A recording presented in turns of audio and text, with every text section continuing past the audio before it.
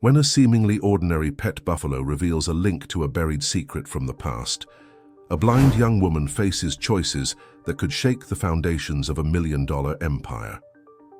The sun rose majestically over Hope Ranch, painting Montana's sky with orange hues that reflected on the windows of the main house.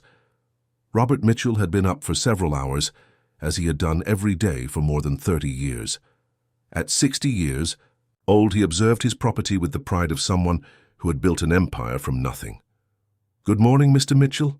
Storm has already had his breakfast and is ready for the event," said Frank, the ranch's oldest foreman, approaching with a steaming cup of coffee.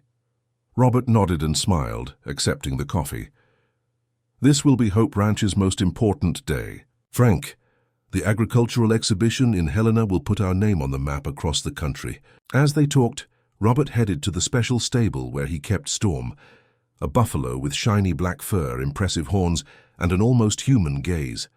Unlike the other animals, Storm had his own space, treated with special care.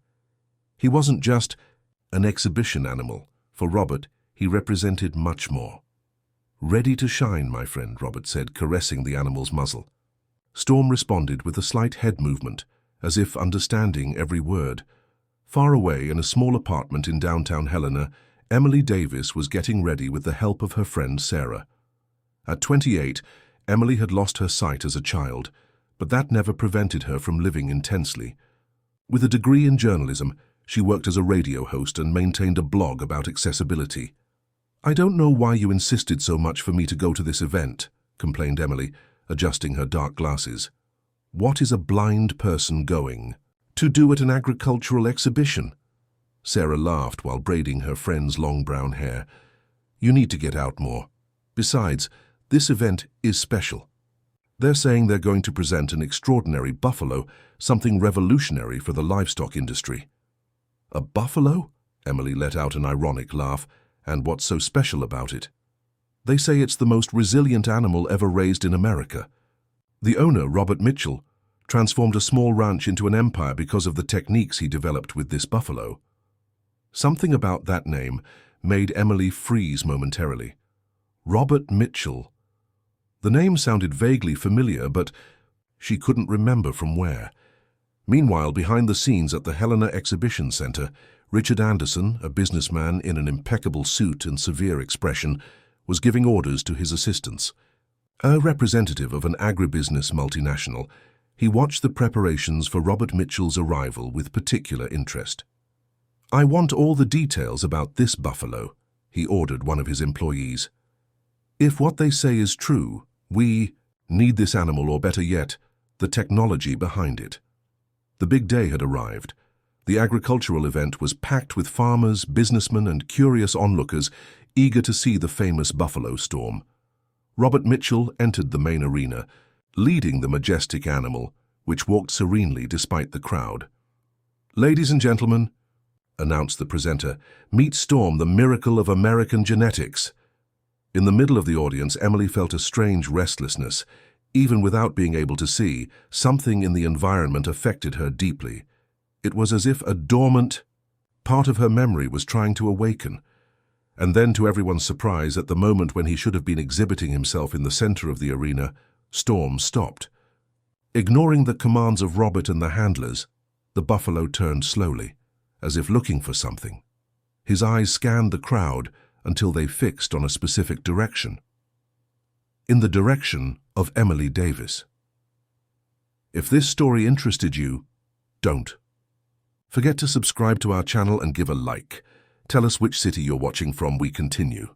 A tense silence took over the arena when Storm, ignoring Robert's commands and his handlers, began to walk deliberately toward the audience.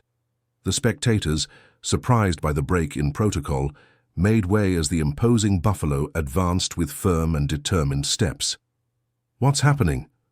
whispered Sarah, squeezing Emily's arm. "The buffalo is coming this way." Emily didn't respond.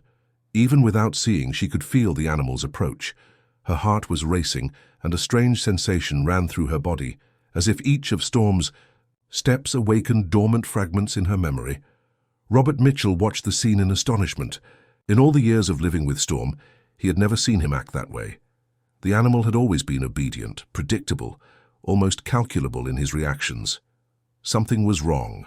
Very wrong. "Frank, bring Storm back now," ordered Robert, trying to maintain his composure before the curious glances of the guests and especially of Richard Anderson, who watched everything with growing interest. But the handlers couldn't control the buffalo. It was as if Storm were in a trance, moved by an invisible force that guided him to Emily. When he finally stopped in front of her, the animal lowered his head in a gesture that almost seemed like a reverence. "What's happening?" asked Emily, extending her hand hesitantly. "He's standing in front of you," replied Sarah, perplexed. "It's as if he knew you." Emily's fingers touched Storm's soft muzzle. At the moment of contact, an explosion of images crossed her mind. Flashes of a ranch, a smiling man in a hat, the smell of wet earth after the rain, the sound of a child's laughter. Sensations so vivid they almost made her lose her balance. "Dad?" she murmured, not understanding why that word had escaped her lips. Robert Mitchell, who was now approaching hastily, froze upon hearing that word. His eyes, wide open, fixed on the blind young woman, and for the first time in many years, the powerful rancher felt fear. "Miss, I apologize for Storm's behavior," he said, regaining his composure and gesturing for the handlers to take the animal away. "He has never acted like this before." "Who are you?" asked Emily, still under the effect of the strange visions. "Robert Mitchell, owner of Hope Ranch and Storm. And you are—" "Emily Davis," she replied, and noticed how the man seemed to hold his breath for a moment. The surname Davis had clearly caused an impact on Robert, although he tried to hide it. With a quick nod, he ordered Storm to be taken away and apologized, once more before walking away, visibly disturbed. In the days that followed, the video of the encounter between Emily and Storm went viral on social media. "The Buffalo and the Blind Girl, Inexplicable Connection" was the title of one of the most shared reports. Emily, uncomfortable with the sudden exposure, tried to understand what had happened. In her apartment, she listened for the 10th time to the audio from the video, trying to catch some detail that would explain the strange visions she had experienced. "I'm going crazy, Sarah," she confided over the phone. "Since that event, I've been dreaming of things I don't remember experiencing. A ranch, animals, a man who called me my little one." "You need to investigate this," suggested her friend. "Maybe there's some connection to your past. What do you know about your father?" The question made Emily reflect. Thomas Davis, her father, had left when she was very young. According to her aunt, who had raised her after the episode, he had suffered a terrible accident on a ranch where he worked. The circumstances were never fully clarified, and Emily grew up with only photographs and sparse stories about the man. She barely got to know. "I'll look through the things my aunt kept," Emily decided. "There must be something there that will help me understand what's happening." That same night, while Emily rummaged through old boxes of memories at Hope Ranch, Robert Mitchell couldn't sleep. Something he thought was buried in the past had resurfaced, threatening the fortress he had built over the years. "The past always comes back to haunt us," he murmured to himself, looking out the window at the stable where he kept Storm. The animal also seemed restless, moving from side to side. Robert picked up the phone and dialed a number he rarely used. "We need to talk," he said gravely. Emily Davis showed up at today's event. Yes, Thomas's daughter. And Storm recognized her. Morning arrived with the sound of rain tapping on the window of Emily's apartment. She had spent the entire night going through old boxes, looking for any clue about her father and her past. Her sensitive fingers went through dozens of photographs, letters, and documents until they found a smaller box, stored inside a larger one, as if someone wanted to keep it hidden. "I found something, Sarah," she said on the phone, her voice trembling with emotion. "A box with my father's name. It has photos and documents I've never seen before." "I'm on. It's my way," her friend replied, realizing the importance of the discovery. Among the documents, there was a photograph that caught Sarah's attention as soon as she arrived. In it, a young, smiling man wearing a straw hat was holding a small, newborn black calf. "There's an inscription on the back," said Sarah, turning the photo over. "Storm, survivor of the tempest, January 1999. Emily felt a shiver run down her spine. Storm. Like the buffalo from the exhibition. It can't be a coincidence. In another part of the city, Richard Anderson was receiving an unusual visit in his luxurious office. Samantha Moore, an animal genetics researcher from Montana State University, seemed nervous as she sat across from the businessman. "Mr. Anderson, thank you for receiving me," she began, adjusting her glasses. "I believe I have information that might interest you about the buffalo storm." Richard leaned forward, interested. "I'm listening, Dr. Moore. I was a research assistant to Dr. Thomas Davis 20 years ago. We were working on a revolutionary bovine genetics project, seeking to create a lineage resistant to tropical diseases. The project was funded by the university, but, insisted Richard, noticing the scientist's hesitation. "But I recently discovered that part of our research was appropriated, and I believe Storm is the result of that. The genetic markers that Robert Mitchell claims to have developed are identical to those that Thomas was researching before the accident." Richard smiled, satisfied with the information. "And what brings you here, Doctor? Certainly not just the desire to do scientific justice." Samantha took a deep breath before answering. "Thomas had a daughter, Emily. I believe she is the key to understanding what really happened, and also to recovering the rest of the research that was never found."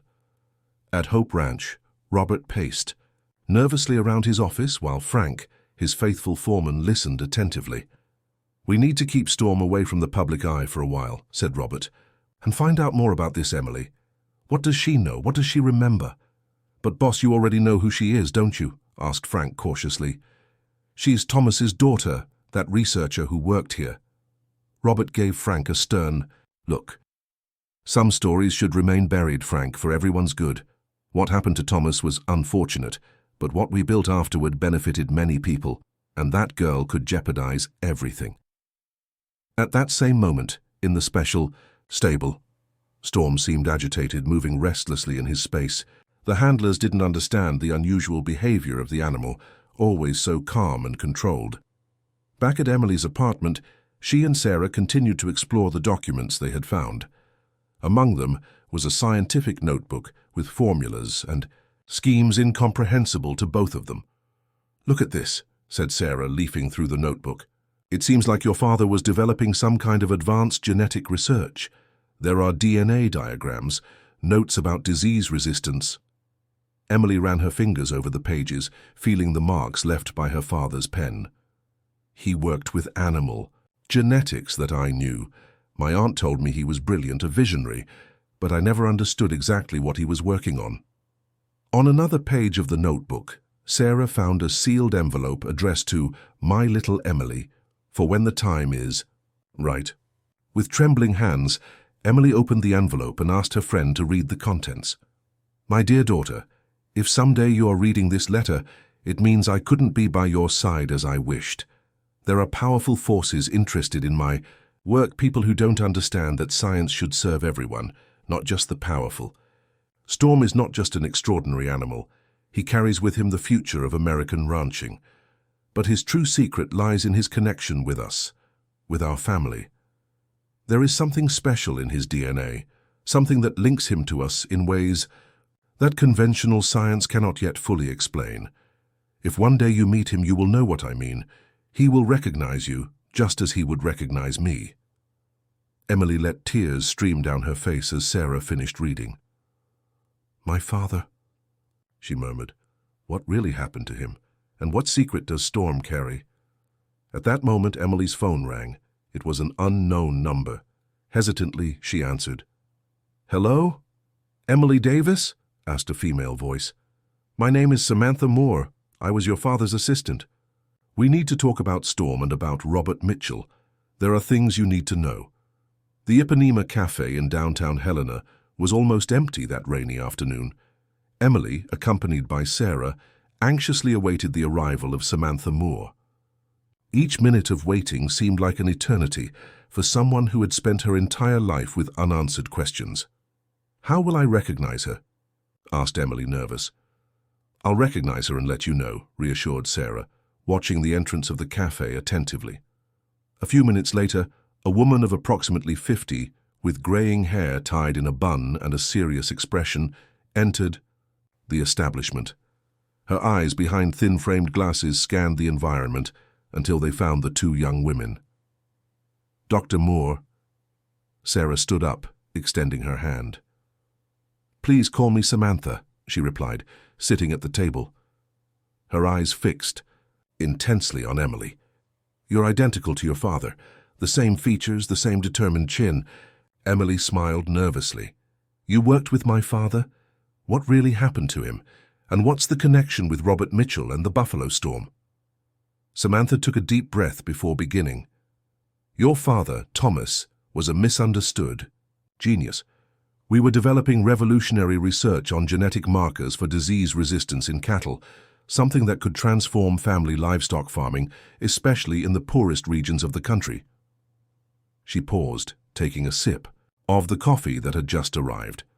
Robert Mitchell was one of the initial financiers of the project. At that time, he was just a small but ambitious rancher. When he realized the commercial potential of the research, he offered to buy the exclusive rights. Your father refused. He wanted the technology to be accessible to all producers, not just the wealthy. "And Storm?" asked Emily, anxious to understand the connection. "Storm was the first successful specimen of the research, a buffalo with a unique genetic composition, created to resist practically all common diseases in American herds. But there was something more, something that even science couldn't completely explain."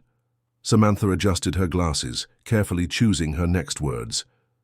"Your father discovered that the animal developed a kind of emotional bond with its creator, an almost telepathic connection.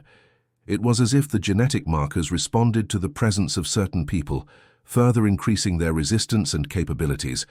And the strongest connection was with you, Emily." "With me?" Emily was perplexed. "But how? I was just a child." "Thomas conducted tests with DNA samples from the entire family. For some reason, your DNA had extraordinary compatibility with Storm's. When he realized this, he feared what might happen if people like Robert discovered it. He was planning to end the research and hide the results when—" Samantha hesitated, as if weighing the impact of her next words. "When the accident happened, the tractor he was driving failed on a steep embankment. The circumstances were never fully clarified." Emily felt a lump in her throat. The implications of what Samantha was saying were disturbing. "Are you suggesting it wasn't an accident?" "I don't have concrete proof. I just know that soon after, Robert Mitchell took control of the project, took Storm to his ranch, and in the following years built an empire based on the genetics developed by your father. Meanwhile, you went to live with your aunt far from all of this." Sarah, who had been silent until then, intervened. "But why did Storm react that way when he met Emily after so many years?" Samantha smiled sadly. "That's where science meets its limits. Your father believed that the genetic bond he created was permanent, independent of time or distance. Storm would recognize Emily even after decades, even if she was just a baby when they last saw each other." The three women fell silent, absorbing the implications of that revelation. It was Emily who finally broke the silence. "What should I do now? Confront Robert Mitchell?" "It would be dangerous," warned Samantha. "Robert is a powerful man today with connections at all levels. What I suggest is that we look for your father's complete notes. He always kept backup copies of his most important work." Emily suddenly remembered the notebook and letter they had found. "I found some of his notes, but they seem incomplete. There's mention of a place called the Sanctuary, where he would keep something important." Samantha's eyes lit up with recognition. "The Sanctuary, of course. It was a small cabin in the mountains where your father would go to think when he was working on something particularly difficult. Very few people knew of its existence." That very moment, miles away, Robert Mitchell was receiving a disturbing call in his office at Hope Ranch. "Sir, we just received information that Emily Davis is meeting with Samantha Moore at this very moment," his assistant informed him. Robert closed his eyes, feeling the weight of that news. "Find out exactly what they're talking about and where they plan to go afterward," he ordered coldly. "And prepare the helicopter. We need to reach the sanctuary before they do." In the special stable, Storm suddenly raised his head, as if he had heard something that no one else could detect.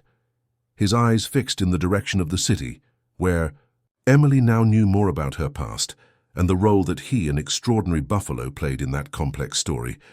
Montana's sky was beginning to darken when Emily, Sarah, and Samantha got into the car heading towards the mountains of Golden Ridge. The winding road made the journey even more challenging under the light rain that had begun to fall. The sanctuary is about 2 hours from here, explained Samantha, driving the vehicle carefully. Here, it's a small property that your father bought secretly. He kept it in the name of a trusted friend so that no one would know of its existence. Emily clutched between her fingers the old key she had found along with her father's letter. Inside, a sealed envelope with the words "For the Sanctuary" handwritten on it. What was my father like, Samantha? Beyond the brilliant scientist, what was he like as a person? A nostalgic smile appeared on the scientist's lips. Thomas was extraordinary. He had a mind that functioned at levels that few could follow, but also a rare sensitivity. He talked to animals as if they were people, and the most impressive thing is that they seemed to understand him, especially Storm. And how was I with him? Emily couldn't hide the emotion in her voice. I have so few memories. You were the light of his eyes. He called you his little scientist. Even so young, you already showed curiosity about everything. When you lost your sight due to high fever, he was devastated, but promised he would find a way to help you see the world in other ways. In May, the sky cutting through the heavy clouds, Robert Mitchell's helicopter advanced rapidly toward the same destination. At his side, Frank observed his boss with concern. Are you sure it's necessary to get there before them, boss? Maybe it's time to tell the truth. Robert gave the foreman a stern look. The truth, Frank. The truth is that I built an empire from nothing. I transformed that unfinished research into something revolutionary. What Thomas couldn't complete, I achieved. And now everything could crumble because of sentimental connections and late revelations. But the girl has the right to know. She will have her answers, interrupted Robert, but in my way and on my time. Meanwhile, in his luxurious office in Helena, Richard Anderson was receiving information about Emily and Samantha's movements. His expression changed when he learned they were heading to the sanctuary. So the key really exists, he murmured to himself. I need those complete research notes before Robert or the girl find them. Quickly, he mobilized his private security team specialized in discreet operations. I want you to follow this car, he ordered, sharing the location of the 3 women. Don't interfere until they reach their final destination. I want to know exactly what they're looking for. Back on the road, Samantha, Emily, and Sarah continued their journey as night fell. The terrain became increasingly rugged, and cell phone signal disappeared as they advanced through the ridge. We're being followed, said Samantha suddenly, observing through the rearview mirror. Are you sure? Asked Sarah, turning to look. I can't see anything in the darkness. Working with Thomas taught me to be paranoid. There's a car maintaining the same distance since we entered the mountain road. Emily felt a chill. Robert Mitchell. Or could it be this Richard Anderson you mentioned? It could be either of them, replied Samantha, accelerating slightly. Both have much to gain if they find your father's complete notes. After a particularly sharp curve, Samantha abruptly diverted the car onto an almost invisible trail between the trees, turning off the headlights for a few moments. The vehicle that was following them went straight ahead, not noticing the maneuver. That will give us a few minutes' advantage, she explained, turning the headlights back on, now following a narrow and little-used road. I know an alternative route to the sanctuary. When they finally reached a small clearing in the forest, Emily felt the fresh, fragrant mountain air. Samantha parked the car near a modest wooden construction almost hidden among the trees. We've arrived, announced Ia, the scientist. Thomas Davis's sanctuary. With trembling hands, Emily took the key from her pocket and approached the door, guided by Sarah. The fit was perfect, and the door opened with a creak, revealing a cozy and intact interior, as if it had been frozen in time. It seems like no one has been here in years, commented Sarah, as they lit flashlights and explored the place. The inside of the cabin was simple, a living room with a small fireplace, a rustic kitchen, a bedroom with a single bed, and, most importantly, an office filled with books, folders, and basic scientific equipment. "This is where your father developed his most revolutionary theories," explained Samantha, emotional to revisit the space. Far from curious eyes and commercial interests, Emily ran her fingers over the shelves, feeling the covers of the books and the shapes of the objects. Something in her memory was beginning to awaken. "I've been here before," she murmured. "I can remember the smell of the fireplace, the sound of rain on the roof. The noise of helicopter blades cut through the air, making the three women freeze." "A helicopter," said Samantha. "It can only be Robert." "We need to find the notes before he gets here," urged Emily, turning her attention to the office. "My father wouldn't have left all this here without a purpose. He wanted me to find something specific."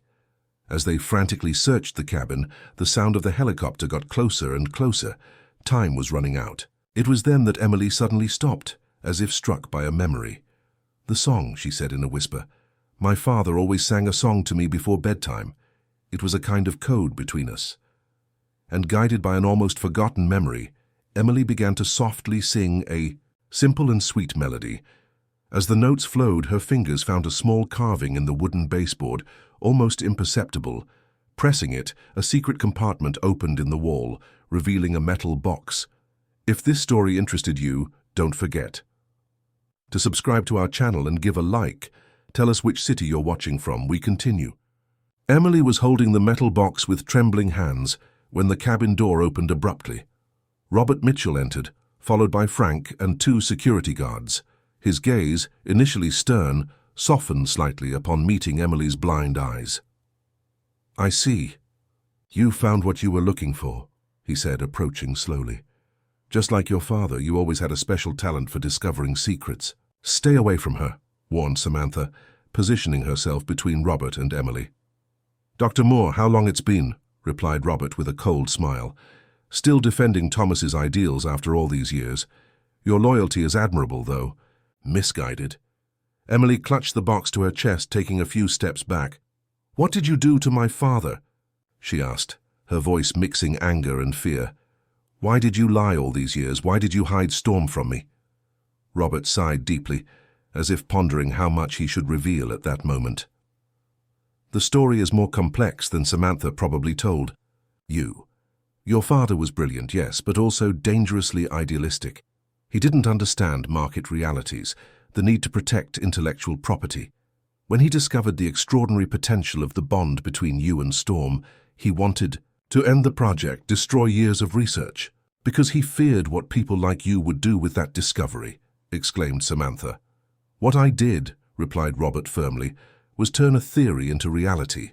I created a revolution in American ranching. I saved thousands of animals from devastating diseases. I generated jobs, wealth, development." While the discussion was happening, Sarah noticed movements outside the cabin. People were strategically positioning themselves around the sanctuary.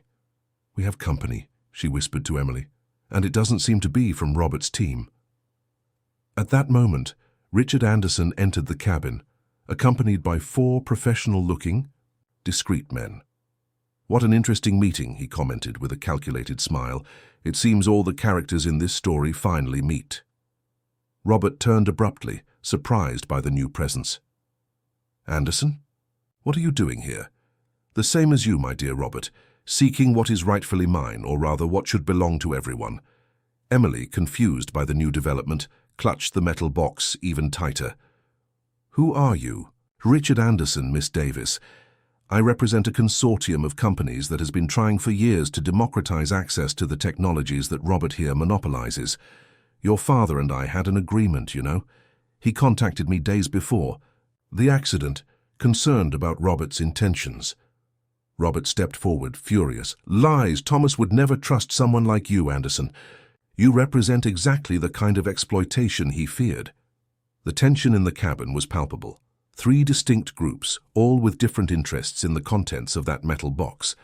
Emily realized she was at the center of a dispute that transcended the simple search for the truth about her father. "I don't trust either of you," she finally declared, with a firmness that surprised everyone. "This box and its contents belong to my father's memory and the legacy he wanted to leave. I won't hand it over to any of you." Richard Anderson laughed softly. "I admire your courage, Miss Davis, but be reasonable. What do you intend to do? You can't even read the contents of these documents without help." Those words hit Emily like a slap. Her blindness, a condition she had learned to live with dignity, was being used against her. Before she could respond, a deafening noise from outside the cabin interrupted everyone. The unmistakable sound of an enraged buffalo mixed with men's screams. Seconds later, the door flung open and Storm entered the sanctuary, imposing and determined. The animal seemed to have traveled a great distance, his nostrils dilated and his body wet from rain and sweat. His intelligent eyes scanned the environment, until they fixed on Emily. "Impossible," murmured Robert, astonished. "He was at the ranch miles from here." Samantha smiled, amazed. The connection. It's stronger than we imagined. He sensed that Emily needed him. The buffalo approached Emily slowly, ignoring the threatening presence of Anderson's men and Robert's security guards. Gently he touched, with his muzzle, the hand of the young woman holding the box. Emily felt a wave of emotion run through her body. Again, images and sensations flooded her mind. Her father smiling, the sound of laughter, the smell of wet earth after the rain, the comforting warmth of Storm, when he was just a calf. And then something new. Numbers, sequences, formulas that seemed to make sense in her mind, even though she had never studied them. "I'm seeing," she whispered, with tears streaming down her face. "I'm seeing through him." It was in this moment of profound connection that the metal box in her hands opened automatically, revealing an old but functional electronic device, a kind of customized tablet with a screen and only 2 buttons. "The Dream Viewer," exclaimed Samantha, recognizing the device. "Thomas was developing it for you, Emily. It was his way of allowing you to see again." The young woman, with her hands guided by a memory she didn't know she possessed, turned on the device. Immediately, a deep, loving voice filled the cabin, the voice of Thomas Davis. "My little Emily, if you're hearing this message, it means you've found your way back to the sanctuary, and more importantly, that Storm has found you. What you're about to discover is not just scientific research, but proof of the extraordinary power of the connection between living beings. Storm is not just a genetically modified animal. He is the result of a perfect symbiosis between science and nature, between DNA and emotion. And you, my daughter, are the key to ensuring this knowledge is used for the good of humanity." Everyone in the cabin fell into absolute silence, absorbing the words of a man who, even in absence, still had the power to unite and divide the people. Present there. Robert Mitchell watched the scene with a mixture of admiration and concern. Richard Anderson mentally calculated his next steps, and Emily, standing next to Storm, finally felt complete, as if a part of herself that had been dormant for years was finally awakening. Thomas's message continued, but was interrupted by the sound of helicopters rapidly approaching. The dispute for that legacy was just beginning. The sound of the helicopters became deafening as powerful lights swept the exterior of the cabin. The tension inside the sanctuary increased with each second. "Those are my men," said Richard Anderson, with a confident smile. "Necessary precautions considering the company." Robert Mitchell kept his eyes fixed on Emily and the device in her hands. "No one is leaving here with that technology," he stated. "Not you, Anderson, with your false promises of democratization, nor the girl who has no idea what she's holding." Emily, however, seemed not to hear the discussion around her. All her attention was focused on the Dream Viewer and on Storm, who remained by her side like a silent guardian. Her father's voice continued to come from the device, revealing secrets she could barely comprehend. What makes Storm unique is not just his genetic composition, but the way it interacts with human neural patterns. The true revolution is in the biological interface that allows communication between species. Emily, your connection with Storm is living proof of this potential. Through him, you can see not just images, but feel and understand in ways that conventional science never imagined. "That's why you reacted that way at the event," Emily murmured to the buffalo, gently caressing his muzzle. "You recognized me after all these years." The animal responded with a gentle head movement, almost as if nodding. Samantha, who was observing the interaction between the two, turned to Robert with indignation. "You knew this all along. You knew Emily was essential for the complete development of the research. That's why you kept Storm, hoping that one day you could exploit this connection." Robert didn't respond immediately. His gaze, normally hard and calculating, seemed distant, almost melancholy. "It's not that simple," he finally said. "I truly believed I could replicate the results without her. I invested millions in research, hired the best scientists. But nothing worked completely. Storm remained unique, inimitable in his capacity." Anderson's men began to surround the cabin, making the situation increasingly dangerous. Frank, Robert's faithful foreman, approached his boss with concern. "We need to get out of here, boss. The situation is getting out of control." At that moment, the device in Emily's hands emitted an intense light and began to project holographic images in the center of the room. Before the astonished eyes of everyone, detailed schemes, complex formulas, and most impressively a three-dimensional model of Storm's brain connected to that of a child, Emily when she was little, appeared. "Project Symbiosis," whispered Samantha, instantly recognizing the diagrams. Thomas's final work, which he never published. Emily felt strangely familiar with those images, as if she had seen them before, not with her eyes, but in some deeper way. "I can see," she said, amazed.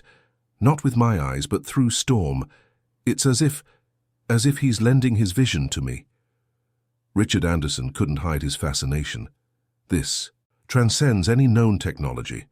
It's not just about genetic resistance to diseases. It's about interspecies communication at a level never before imagined. Robert, who was observing everything in silence, finally made a decision. He approached Emily with slow, deliberate steps. "Your father was a visionary," he admitted. "I underestimated what he was trying to create.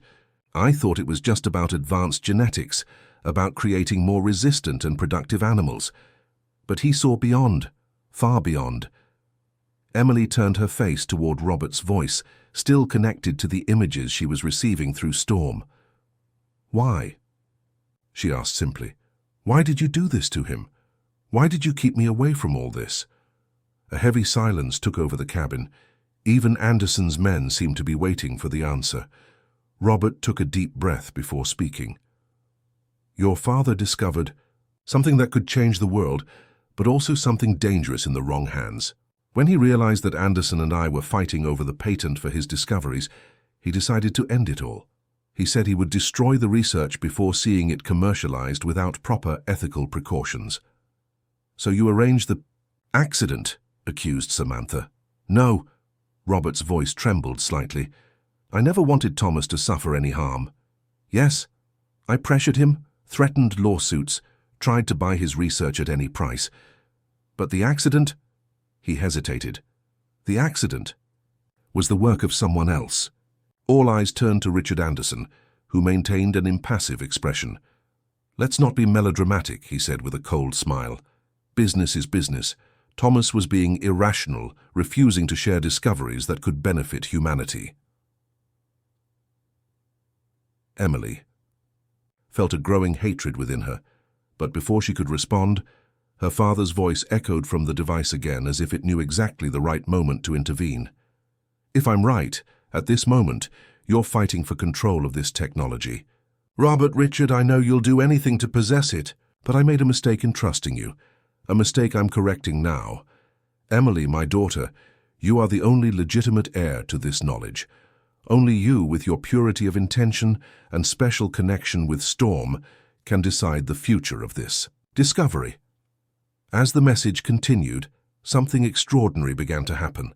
Storm's eyes shone with unusual intensity, and his presence seemed to fill the entire environment. Emily felt energy flowing between her and the animal, a silent and profound communication. "He's showing me," she murmured, with her blind eyes fixed on the void but her mind full of images. "I'm seeing what my father planned. It's not just about technology or science. It's about reconnection, about how humans and animals can communicate at a deeper level." The holographic images changed, revealing a series of facilities spread across America, places where the technology could be implemented for the benefit of small producers, indigenous communities, environmental reserves. A knowledge-sharing project, explained Emily, translating what she saw through Storm. A legacy for everyone, not to be monopolized or commercially exploited. Robert and Anderson watched in astonishment as Thomas Davis's true plan was revealed. Not a lucrative patent, not an industrial secret, but a humanitarian project that would revolutionize the relationship between humans and animals. At that moment, Storm suddenly moved toward the door, as if perceiving something that humans couldn't detect. Seconds later, a deafening crash shook the cabin, and the world around Emily plunged into chaos. 6 months later, the morning sun illuminated the verdant fields of Hope Ranch, now transformed into the Thomas Davis Institute for Interspecies Communication Research. Emily, standing on the porch of the main house, breathed in the fresh air while listening to the sounds of birds and the distant movement of animals. "Important day today," said Sarah, approaching with 2 cups of coffee. "The first group of students arrives in an hour." Emily smiled, accepting the cup. "It seems like it was just yesterday that everything happened. Sometimes I still can't believe we're here." The memories of that night at the sanctuary remained vivid in her mind. The crash had been caused by a landslide on the nearby slope, triggered by the heavy rains and the landing of the helicopters. In the chaos that followed, with part of the cabin collapsing, it was Storm who guided everyone to safety, demonstrating an intelligence and perception that went far beyond what was expected of an animal. That night, as they sought shelter in the forest, something changed. Seeing Storm's determination to protect not only Emily but everyone present, including Robert and Anderson, triggered a profound transformation in the perspective of the 2 businessmen. "Enrollment is already full. For the next 3 semesters," continued Sarah now, "responsible for the educational coordination of the Institute. We have students from all over America, and even from abroad. The exchange program with universities in Europe and Asia starts next month." Emily nodded, satisfied. Her father's legacy was finally materializing, not in the way he had originally imagined, but perhaps in an even more impactful way. After the incident at the sanctuary, with the dream viewer and all the research recovered, Emily made a surprising decision. She invited both Robert and Richard to participate in the project, each contributing with their own specialties and resources. Initially reluctant and suspicious, both eventually gave in to the clear and determined vision of the young woman. "Your father would be proud," said a familiar voice behind them. It was Samantha, who now directed the scientific department of the Institute. "In just 6 months, we've achieved more advances than in all the previous years combined. With Robert's resources and Anderson's international contacts, it was easier," acknowledged Emily. "Who would have thought those 2 would end up collaborating on something that wasn't just about profit?" The 3 women laughed. The transformation of the 2 businessmen had been one of the most pleasant surprises of the past few months. Robert Mitchell, although still maintaining his agribusiness empire, had dedicated a significant part of his fortune to the Institute, providing not only financial resources but also his properties and herds for research. Richard Anderson, in turn, used his international connections to ensure that the technology developed by Thomas Davis was recognized and respected worldwide. "The bus with the students is arriving," announced Frank, now operational manager of the Institute, appearing on the porch. The 4 figures walked together toward the visitor center, a modern construction that harmoniously combined with the original architecture of the ranch. On the way, they passed several researchers working with different animals, using variations of the dream viewer adapted for each species. "Where is Storm?" asked Emily, noticing the absence of the buffalo that normally accompanied her in her morning routines. "In the east field with the new calves," replied Frank. "Seems like he decided they needed his personal supervision today."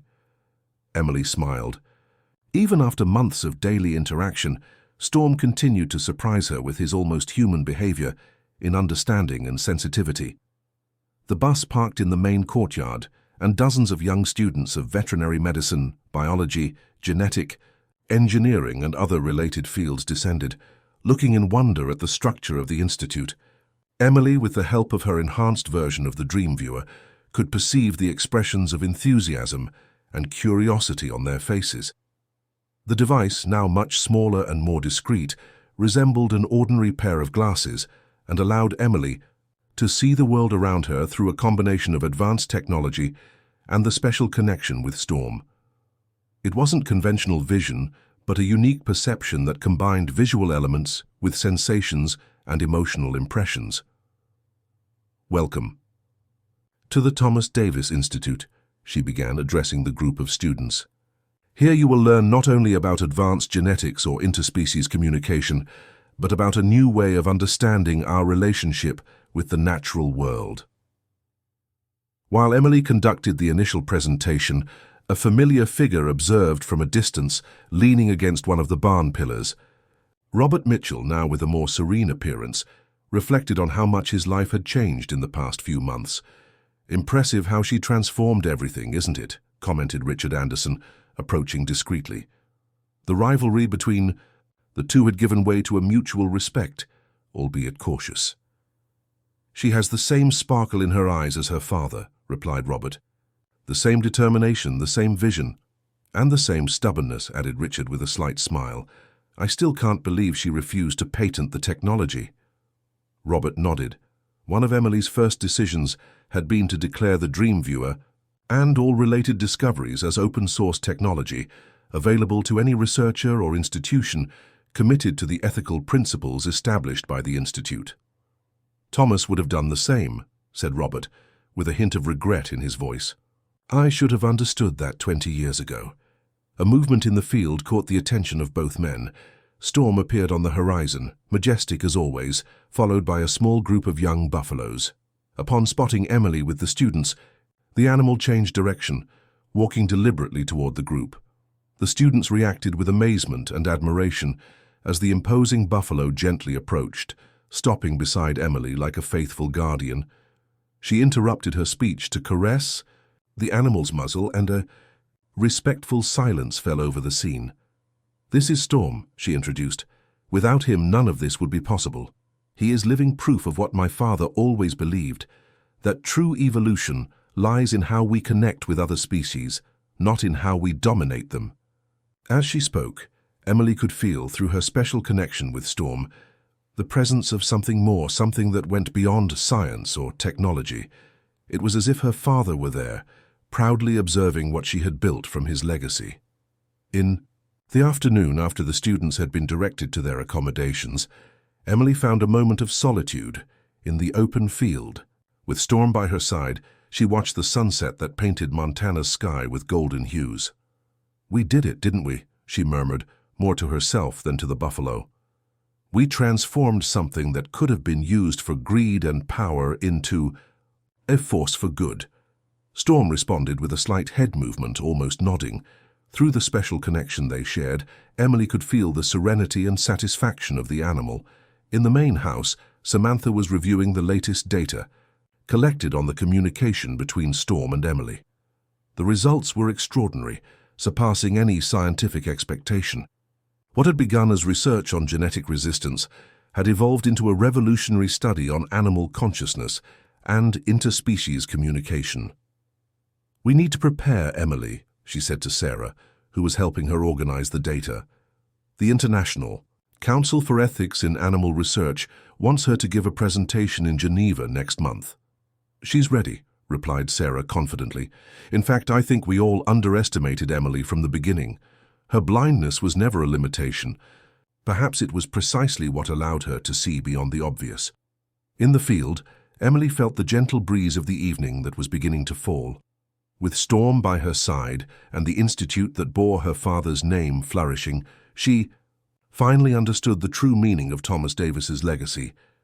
It wasn't about genetics, technology, or scientific discoveries. It was about connection, understanding, and the ability to see the world through another's eyes. "Thank you, Dad," she whispered to the wind, as the first stars began to appear in the sky. "Your dream lives on in each of us now." And on that serene night, under Montana's starry sky, Hope Ranch once again lived up to its name, embracing a future where science and nature